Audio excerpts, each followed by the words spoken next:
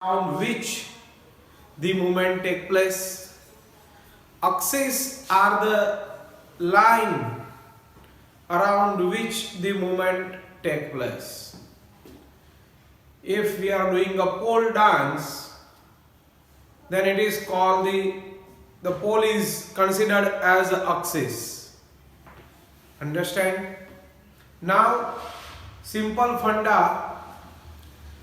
Plane and axis are perpendicular to each other. Planes and axis are perpendicular to each other. That means plane અને axis એકબીજાને લંબ હોય છે. Plane और axis एक दूसरे से लंब होते हैं, 90 डिग्री पे होते हैं, परपेंडिकुलर होते हैं. Understand? See, so right now I am asking you which axis will be perpendicular to which plane. Yesterday we have seen that this is the sagittal plane or median plane or mid sagittal plane. It divides the body into two halves, right and left.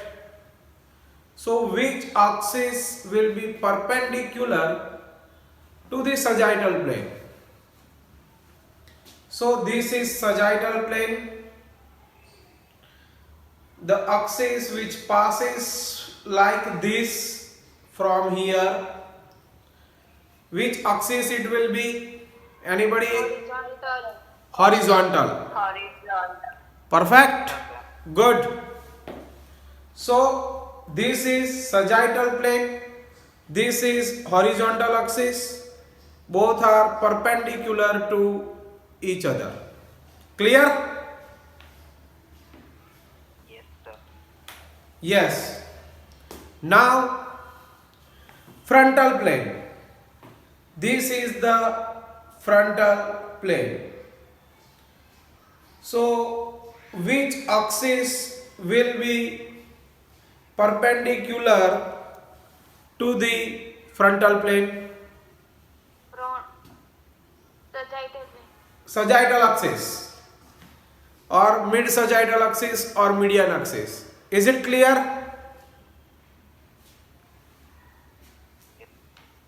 Students, listen carefully.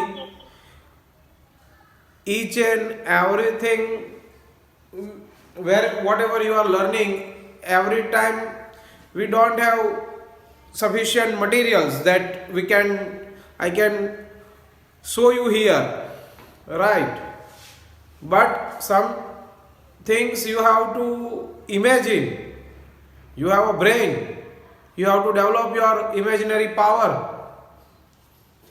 Okay, so first I asked, this is sagittal plane, which axis is passing from the sagittal plane? तो किसी ने answer दिया है horizontal axis, or it is also known as transverse axis. That is correct answer.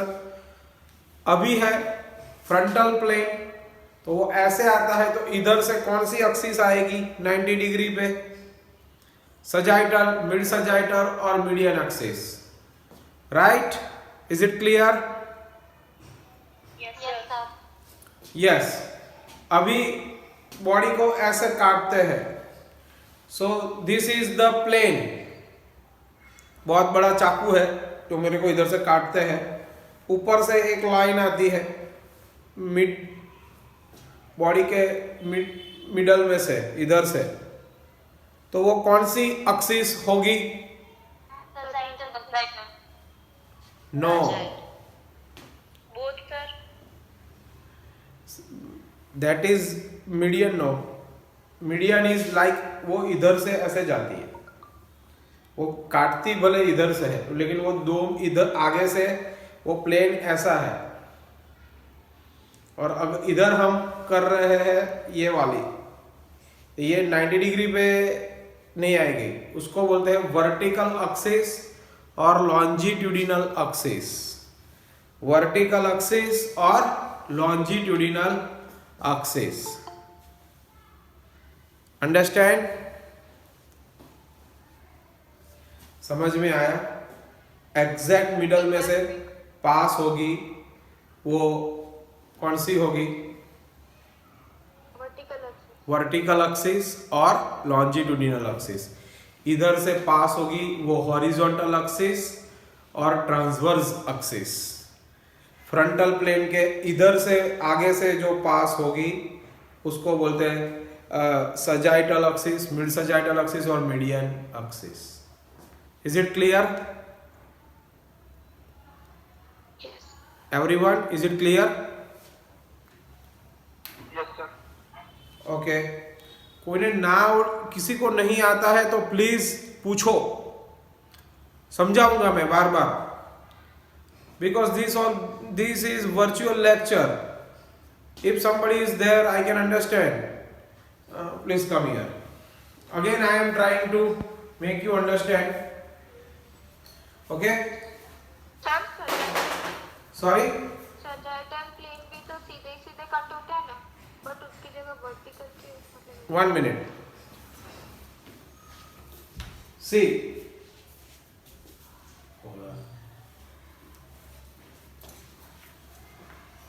This is a model.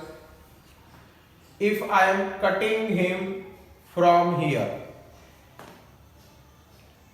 this is frontal axis.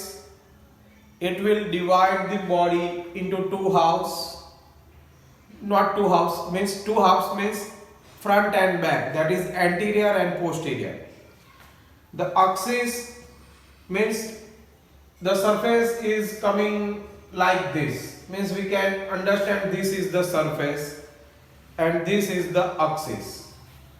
So that was the axis which is passing from front to back,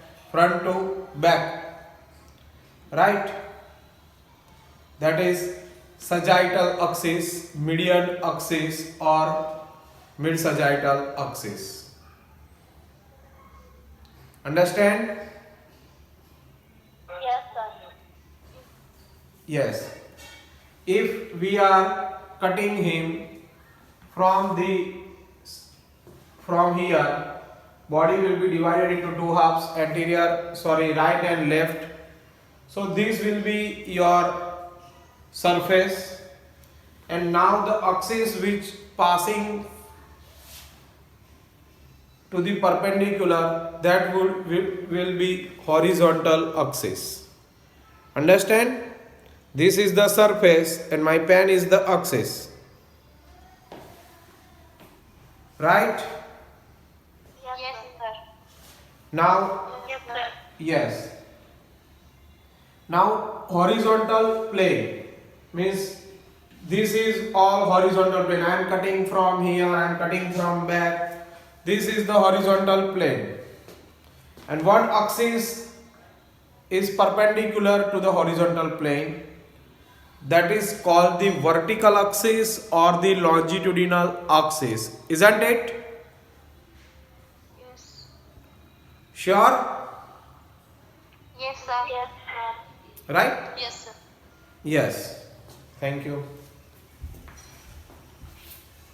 Now yesterday I have asked one question. What is the difference between signs and symptoms? You have remembered? Yes. Direct object. What is sign? Direct object. To observe. Sign means what? Direct object. Direct observe. Okay. What is symptoms? Complaining. जो हम patient हमको Patient बोले. Yeah. Right? Yes. Now we are, that was very important question, sign and symptoms. Now today we'll finish this chapter.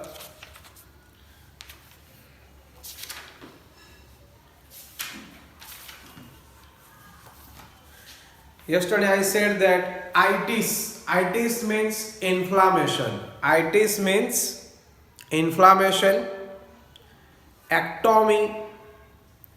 Ectomy means removal from the body. Ectomy means removal from the body.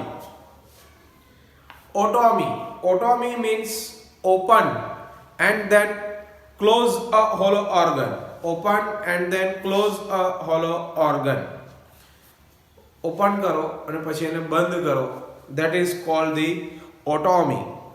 Otomy means laparotomy, hysterectomy, cystotomy, cystolithotomy, etc. That is called otomy. Otomy. These all are surgery. You will study in third year.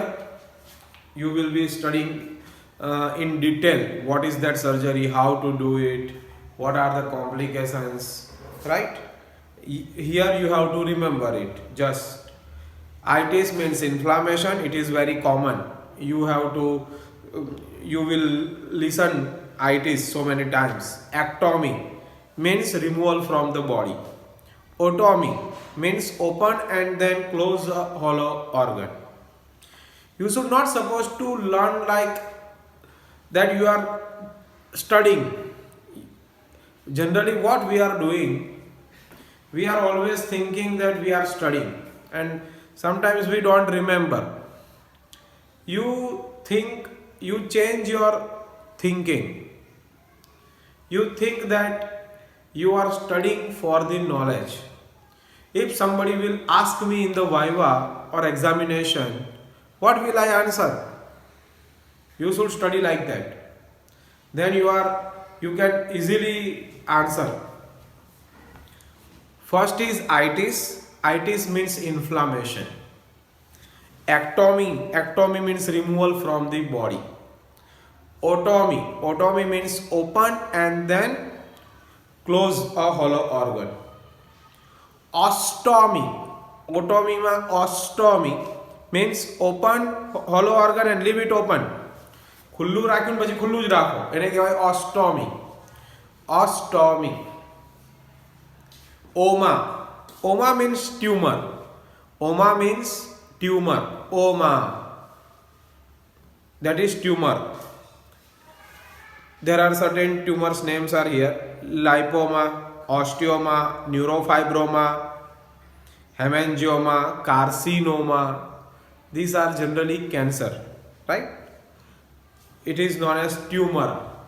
Oma means tumor. Now one word is there.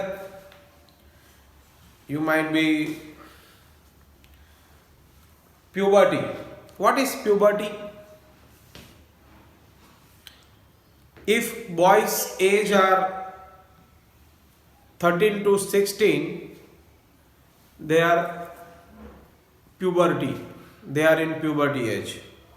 If girls age are 12 to 15, they are considered as puberty age. Okay? Then in this age, both in girls and boys, they are saying that secondary sexual characters are developed. Right?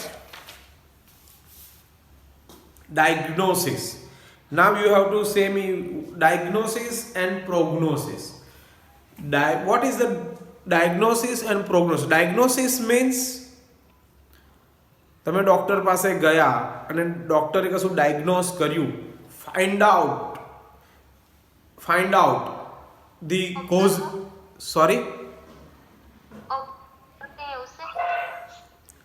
Sorry बेटा. Hello, आवाज नहीं आ रहा है बेटा.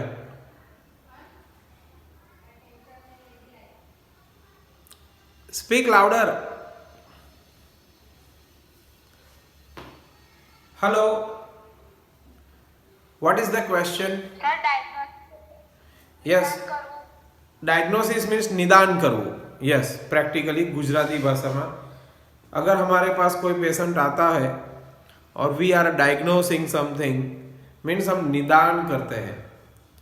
Treatment नहीं बोलते उसको, निदान बोलते हैं. डायग्नोसिस मीन्स निदान मीन्स, सॉरी, जो वो डॉक्टर होते हैं वो समझते हैं कि क्या हुआ, वही ना? नहीं, पेशेंट को डॉक्टर के दिमाग में है कि अभी मेरे दिमाग, अभी आप फर्स्ट ईयर के क्लास में बैठे हो, मुझे मालूम नहीं है, लेकिन आपके हाथ में एनाटॉमी है और मुझे मालूम है कि एनाटॉमी कौन पढ़ता है, फर्स्ट ईयर वाले बच्चे, तो you are from first year. Doctor के दिमाग में बहुत सारे डिसीज होते हैं, पढ़े हुए होते हैं, वो साइन और सिम्टम्स के आधार पर बताते हैं, फाइनली एक डायग्नोस करते हैं कि आपको मलेरिया हुआ है, तो that is called the diagnosis. Understand?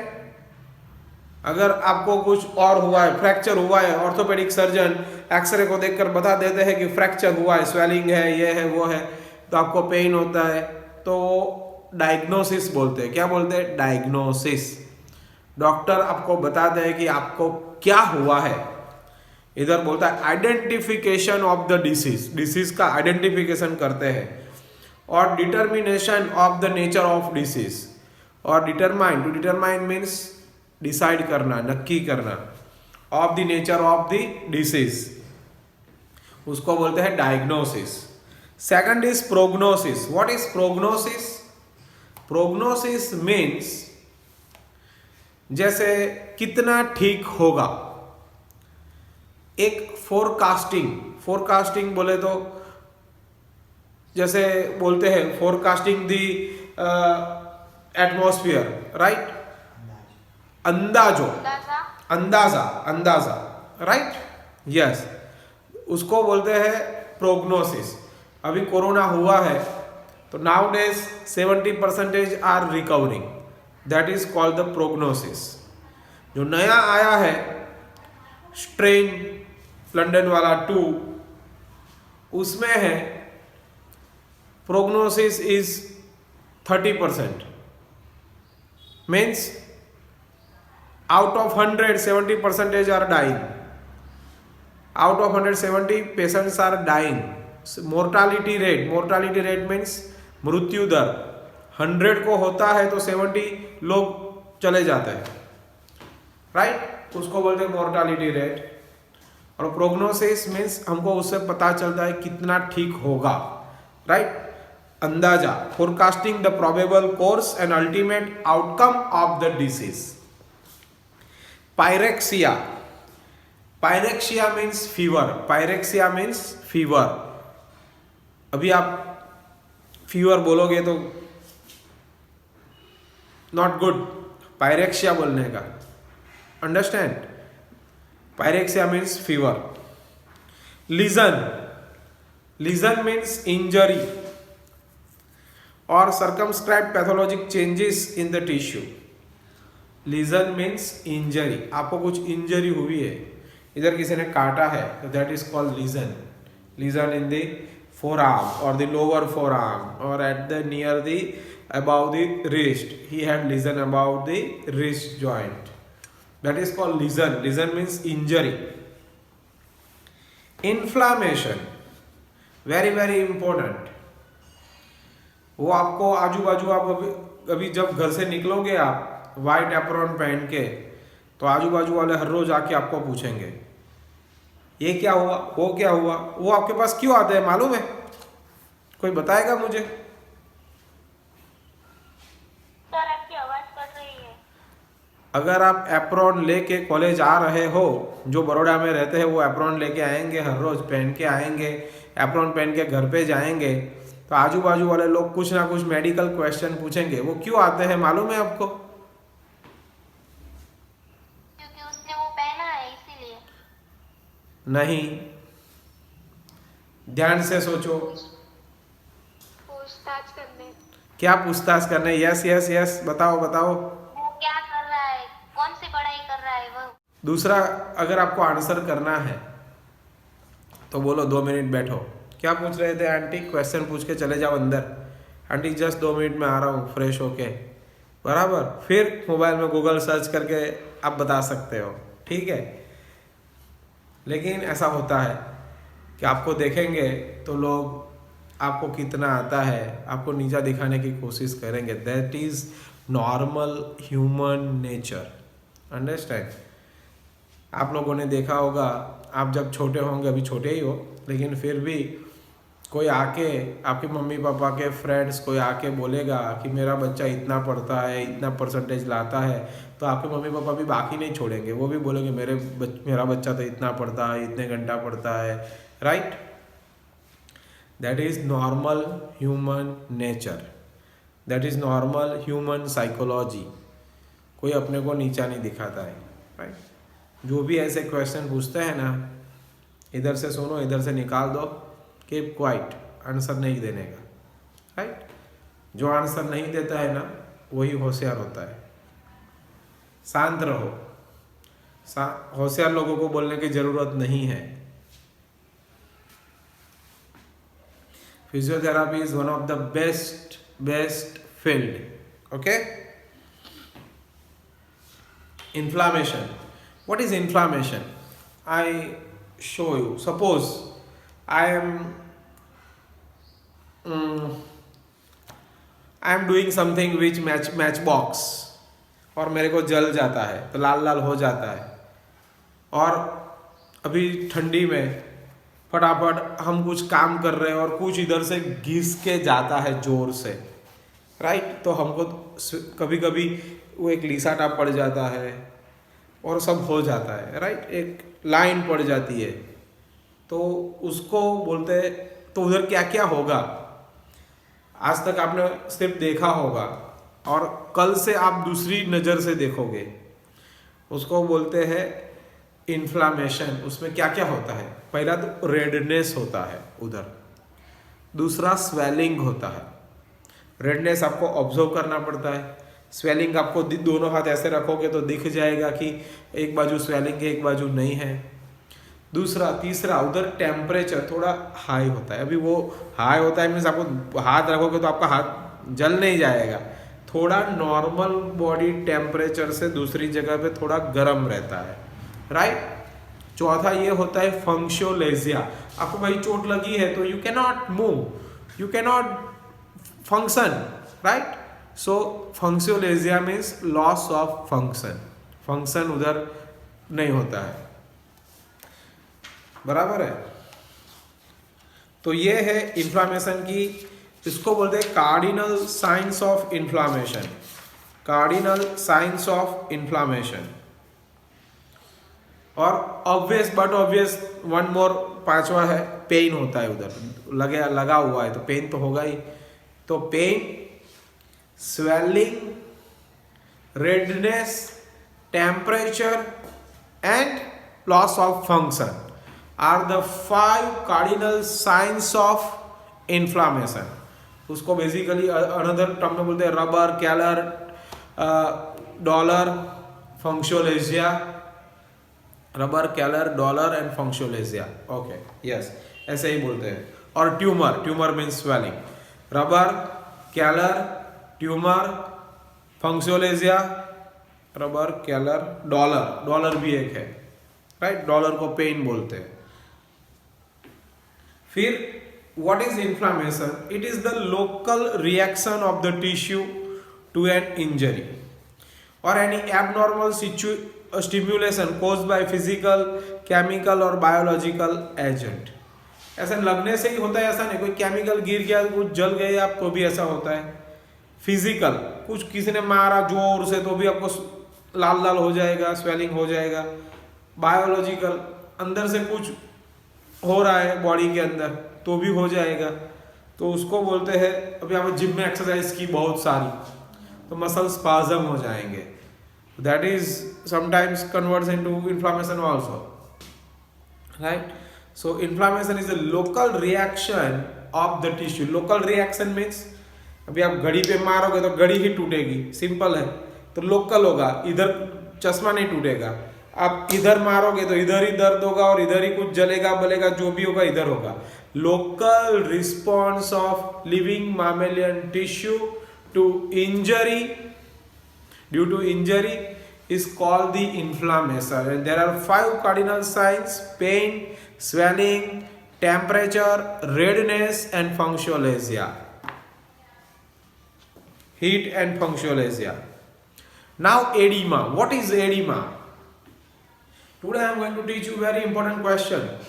So many of your family members are going to ask you this question. એડીમાં દુનિયાનો સૌથી મોટો પ્રોબ્લેમ હોય ને અત્યારે ઇન્ડિયામાં, that is called the એડીમાં. Hindi में और इंग्लिश गुजराती में बोलते सोजो, सोजा, right.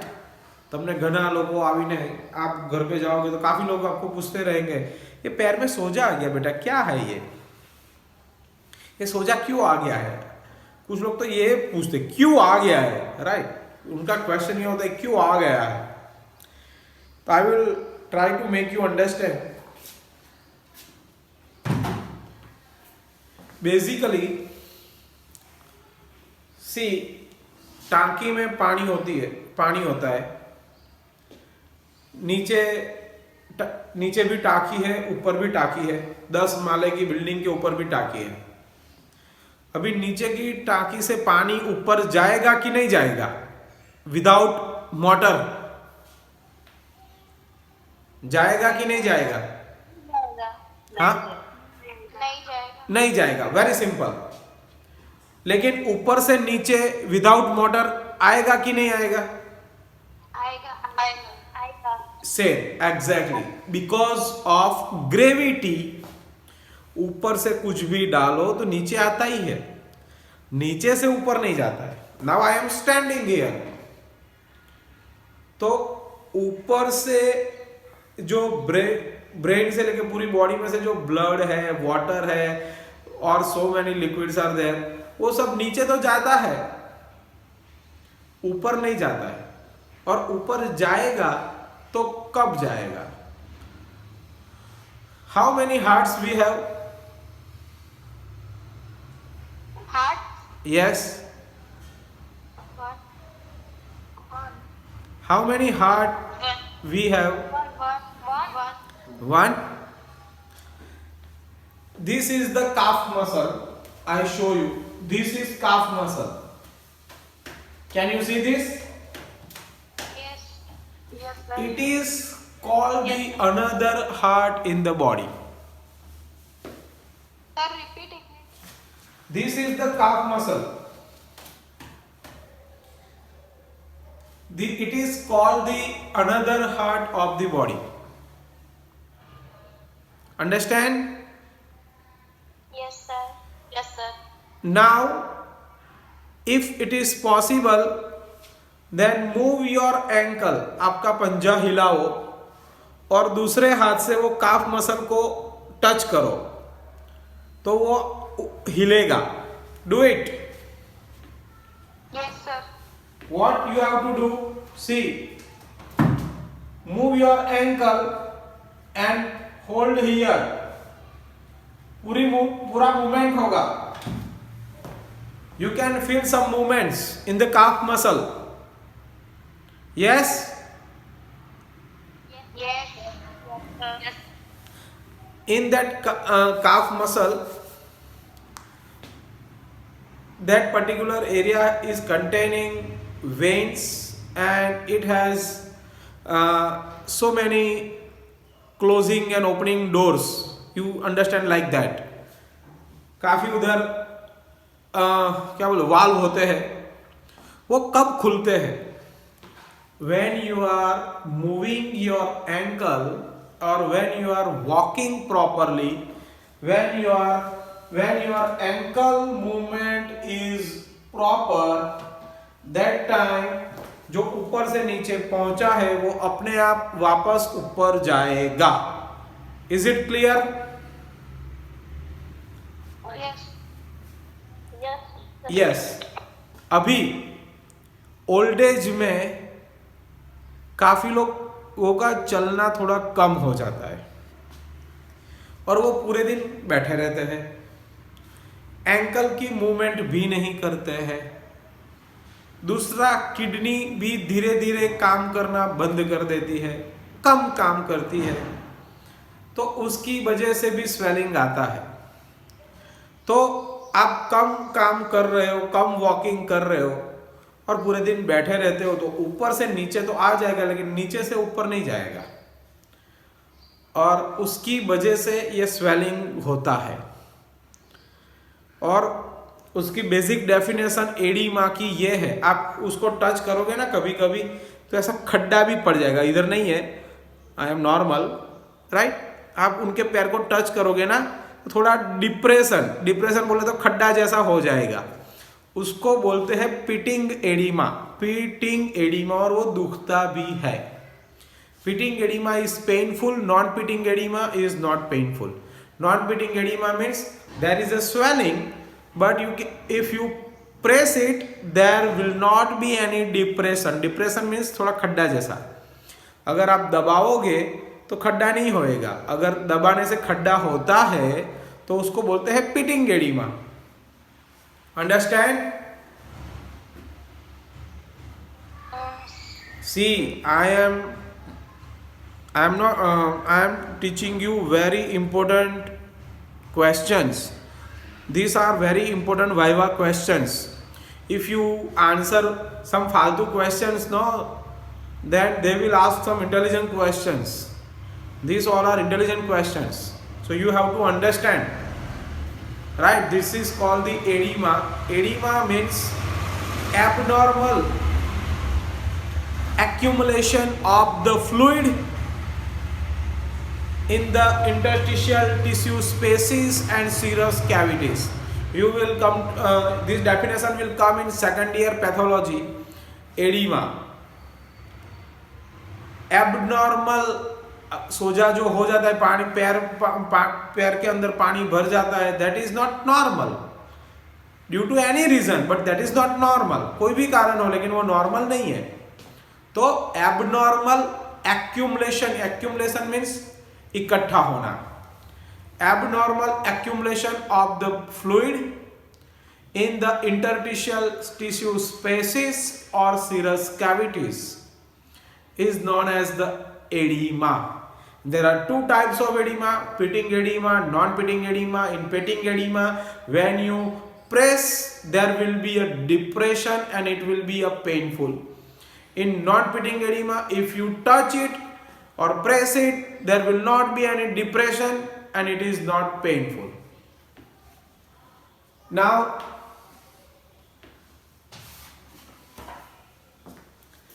thrombosis, embolism. What is thrombosis and embolism?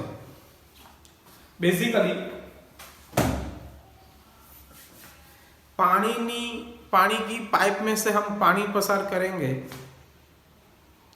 तो इजीली पसार हो जाएगा। पानी की पाइप में से हम कर्ड मीन्स दही पसार करेंगे तो क्या होगा? स्लोली पसार होगा, isn't it? और yes. पानी की पाइप में से पानी पसार होगा तो आजू बाजू पानी की पाइप की दीवार में कभी कुछ चिपक नहीं जाएगा, लेकिन अगर आप दही पसार करते हो तो आजू बाजू कुछ ना कुछ चिपक जाएगा, राइट? Yes.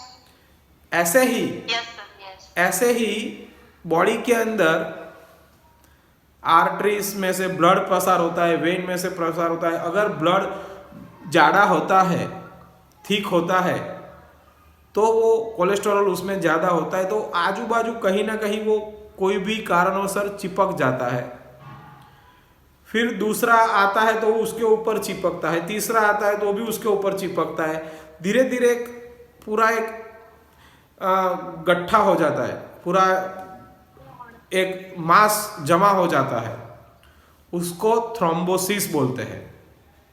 अंडरस्टैंड? और सर फिर ये बाद में डिफिकल्ट मतलब सॉरी बॉडी में करते हैं ना, सॉरी मतलब इससे कुछ नुकसान होता है ना थ्रोम्बोसिस की वजह से बॉडी में? हाँ मैं बताता हूँ आपको। बॉडी के आगे मीन्स उधर से फिर ब्लड आगे जाएगा ही नहीं, इसीलिए डॉक्टर अगर किसी के मम्मी डैडी की उम्र ज़्यादा हो, दादा दादी हो घर में, तो उनको बोलते हैं खून पतला करने की दवाई देते हैं। That is the reason. समझ गए? Yes. बराबर। Yes. और एम्बोलिज्म क्या है? तो ये जो गट्ठा है जो ये पूरा बहुत बड़ा मास है उसमें से आधा टूटा कहीं जाके अटक गया, दूसरा आधा टूटा कहीं जाके अटक गया, तो that is the embolism. Embolism is a part of thrombosis or the breakdown of the thrombosis. Clear? Everyone? Yes, sir. Some- half of part वहीं पे ही अलग अलग जगह चिपक जाएंगे ऐसा? नहीं नहीं ऐसा नहीं, वो मीन्स ये तो समझाने के लिए है कि हाफ पार्ट टूट गया, ऐसा नहीं. उसमें से 5% भी टूटा तो कहीं जाके चिपक जाएगा यार, कहीं अटकेगा, और कहीं ना कहीं तो अटकने वाला है ही. दूसरा 5-10% अटकेगा तो वो जो बड़ा जो एक मास होता है उसमें से थोड़ा थोड़ा निकल समझ लो लड्डू है, लड्डू में से किसी ने थोड़ा प्रसाद लिया, ऐसे ही एक बहुत बड़ा थ्रोम्बोसिस है, बहुत बड़ी गांठ है, उसमें से कुछ ना कुछ निकलता है तो उसको बोलते हैं embolism. Understand? Yes. Sure? Yes, sir. Yes, sir. समझ में आया अभी? Yes, sir. Yes, sir. Okay good. Now आपकी बुक की भाषा में intravascular coagulation of the blood, solidification of the blood. Solidification of the blood means blood जाड़ा हो जाता है.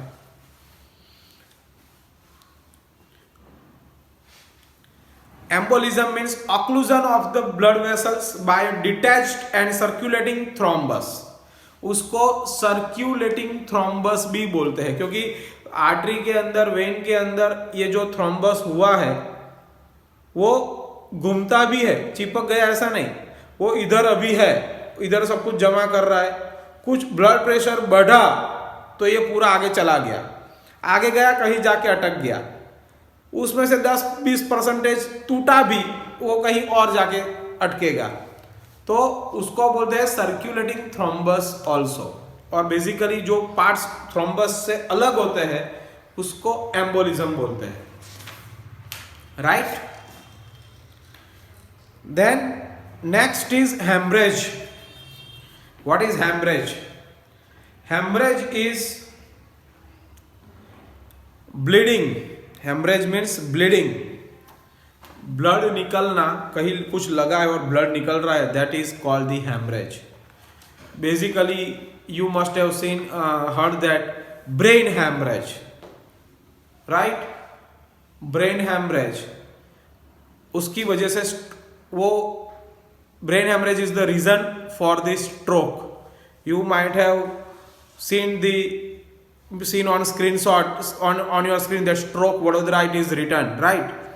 I am the specialist for the stroke patient, means paralysis patient. I am treating paralysis patient. Understand? So this is the reason of the stroke. Hemorrhage means फट जाना, blood सब बाहर निकल जाता है, और ब्लड 4 मिनट से ज्यादा ब्रेन को नहीं मिलता है तो वो पार्ट डैमेज हो जाता है. क्लियर? Yes. दूसरी भाषा में समझाऊं तो अगर एक लंबी लाइन है सोसाइटी में, एक बाजू 10 घर है, दूसरे बाजू 10 घर है, सोसाइटी के बाहर से पानी की एक लाइन आती है, वो 2 में डिवाइड होती है, इधर 5 घर में धीरे धीरे देती है, इधर 10 घर में देती है. कहीं कुछ ब्लॉकेज आ गया तो आपके घर में पानी नहीं आएगा. आपके घर में अगर ब्लॉकेज आ गया पाइप में तो आपके घर में पानी नहीं आएगा. मेन एरिया में अगर ब्लॉक हो गया तो दोनों बाजू को किसी को नहीं मिलेगा. अगर वो कहीं जगह पे फट जाता है तो वो पानी बाहर जाएगा, भले जमीन में जाएगा लेकिन बाहर जाएगा, लेकिन आपके घर में नहीं आएगा. बेसिकली होता क्या है, आपको पानी नहीं मिल रहा है. सेम चीज brain depends on oxygen and glucose which are carried by blood. अगर वो थ्रोम्बोसिस है बीच में और ब्लड आगे नहीं जा पा रहा है और वो 4 मिनट से ज्यादा ब्रेन को ब्लड नहीं मिलता है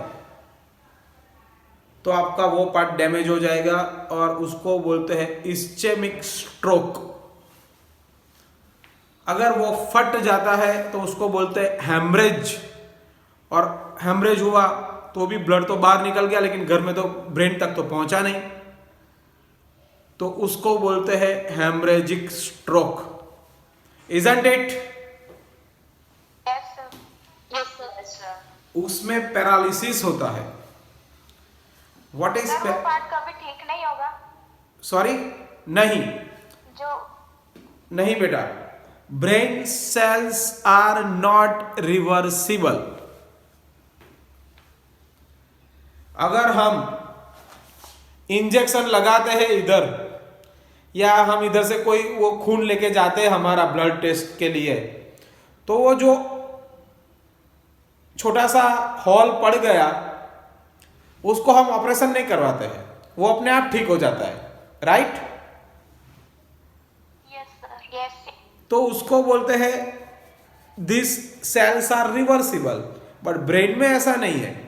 ब्रेन में अगर 4 मिनट से ज्यादा ब्लड नहीं पहुंचा जो भी पार्ट में, वो पार्ट डैमेज हो जाएगा।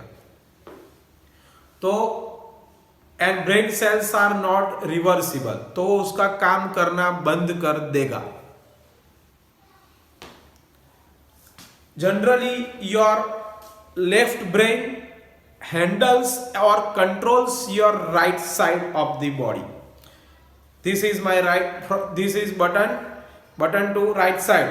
These all are controlled by my left brain, and my right brain is controlling my left side of the body. This is like that, cross.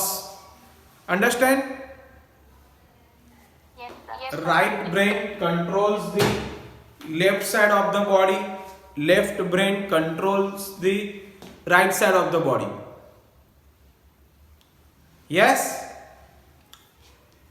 yes sir। तो stroke होता है तो paralysis होता है। Paralysis means complete weakness of the muscle. Paralysis means complete weakness of the muscles. अभी आप CT scan का report देखोगे तो लिखा होगा कंक्लूजन में, right, there is some thrombosis in the right side of the brain. तो आपको डायरेक्टली पता चलना चाहिए कि राइट साइड में हुआ है तो left side will be paralysed. Yes? Yes। Opposite होता है ना?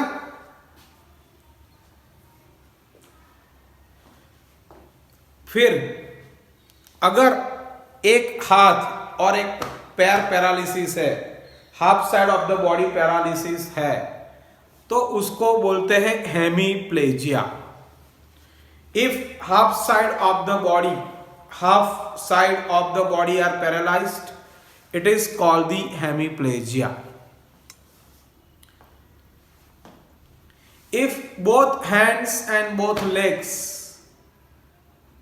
are paralyzed, it is called the quadriplegia. Quadriplegia. Quadri means चार, दोनों हाथ दोनों पैर paralyzed, it is called the quadriplegia. If only one hand or one leg or one hand, one leg, if only one hand or leg is paralyzed, it is called the monoplegia. What is it called? Monoplegia. What is diplegia? दोनों हाथ। If both hands or both legs are paralyzed, it is called the diplegia. Only both legs are paralyzed, it is called the paraplegia. If both legs are paralyzed, then it is called the paraplegia. These all are terms given in your book. Hemiplegia, paraplegia, monoplegia, quadriplegia. Hemiplegia means half side of the body are paralyzed. Monoplegia means paralysis of only one limb, एक हाथ या एक पैर paralysis होगा. Quadriplegia means paralysis of all four limbs, both hand, both legs. Paralysis में होता क्या है? Loss of motor power. ये जो मूवमेंट है ना उसको मोटर पावर बोलते हैं. मूवमेंट जो होती है उसको बोलते हैं मोटर. ये मेडिकल में मूवमेंट को क्या बोलते हैं? मोटर. याद रखो, मूवमेंट को क्या बोलते हैं? Motor. Motor activity, motor power, उसको बोलते हैं मूवमेंट. बराबर. फिर atrophy. There are few more words. I directly say anesthesia. Anesthesia. What is anesthesia? When operation is going on here, they will give general anesthesia. No local anesthesia. Local means अगर मेरे arm में operation करना है तो इधर ही मुझे anaesthesia देंगे. Means मेरा ये पार्ट में सेंसेशन चला जाएगा और ऑपरेशन कर देंगे. जनरल एनेस्थेसिया मीन्स पूरी बॉडी में देंगे. पूरी बॉडी में कहीं पे भी आप टच करोगे कुछ भी पता नहीं चलेगा. Loss of sensitivity, it is called the anaesthesia. Loss of pain sensibility, pain sensibility, it is known as anaesthesia. Thermo anaesthesia, loss of temperature sensibility. Thermo anaesthesia means गर्म या ठंडा आपको पता नहीं चलेगा. Thermo anaesthesia means loss of temperature sensibility. Paresthesia. Paresthesia means feeling of converted feeling of sensation. Paresthesia means actually it is a pain and needle sensation. Paresthesia means pin and needle sensation. Pain and needle. તમને કોઈ સોય મારતું હોય ને એવું pain થાય. Pain and needle sensation, that is called the paresthesia. Coma. What is coma? Deep unconsciousness. Patient's eyes are not opening. Patients are not following commands. That is called the coma. I have so many coma patients. I am treating stroke patients, and coma is also one part of that. Because of stroke, patients went into coma. Understand? And I am only person I am giving guarantee for all these stroke patients. For what guarantee I am giving? I am giving 100% walking guarantee to all these stroke patients. The condition is only there is one condition. They should directly come to me after the hospitalization. Understand? Hospital में admit होने के बाद सीधा मेरे पास आने चाहिए. I am giving 100% walking guarantee.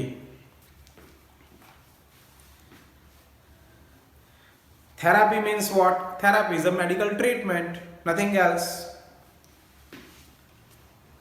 Metastasis. Now there is a tumour. Tumour એટલે ગાંઠ. ટ્યુમર એટલે ગાંઠ. અહીંયા આગળ કશું ફૂલી જાય થોડું અલગ રીતે, બરાબર છે. That is called tumour. નાનું હોય, ગોળ હોય, સર્કમસ્ક્રાઇબ્ડ હોય તો that is called tumour. Tumour it is also known as neoplasm. Circumscribed non-inflammatory pain, swelling એવું બધું ના હોય, આખું ગાંઠ જ અલગ જ હોય. Abnormal growth arising from the body tissue. Abnormal growth arising from the body tissue. Benign tumor, it is mild. Benign tumor હોય તો તમારે ડરવાની, आपको डरने की ज़रूरत नहीं है. Benign is mild or illness or growth which doesn't endanger life. वो लाइफ को डेंजर में नहीं डालता है. Benign tumor is easily recoverable. Malignant. Malignant is severe. It spreads from one place to another place. So malignant tumor is little bit different. And finally death can occur. Severe illness we can say. Carcinoma. Carcinoma means malignant growth arising from the epithelium. That I will, what is epithelium and what is connective tissue, I will teach you, it will come later. So at present you have to understand malignant means severe form of tumor which is very danger. Carcinoma is also danger because it is the part of malignant tumor. Malignant growth arising from epithelium. Sarcoma is also danger. It is also part of the malignant tumor. It is a malignant growth arising from the connective tissue. તમે બધા ફિઝિયોથેરાપીમાં છો, તમે બધા ભણી રહ્યા છો નિયોટેકમાંથી, બીજા કોઈ ભણી રહ્યા છો બીજી કોલેજમાંથી, બરાબર? તમે બધા ફિઝિયોથેરાપી ભણી રહ્યા છો. એ રીતે મેલિગ્નન્ટ ટ્યુમરમાં અલગ અલગ બે છે, કાર્સિનોમા અને સાર્કોમા. એક ડેવલપ થાય છે એપિથેલિયલ ટિશ્યુમાંથી, બીજું ડેવલપ થાય છે કનેક્ટિવ ટિશ્યુમાંથી. Cancer, general term used to indicate the malignant neoplasm. Cancer કોને કહેવાય? આ મેલિગ્નન્ટ ટ્યુમર આપણે જે બોલીએ છીએ carcinoma, sarcoma, that is called the cancer. Understand?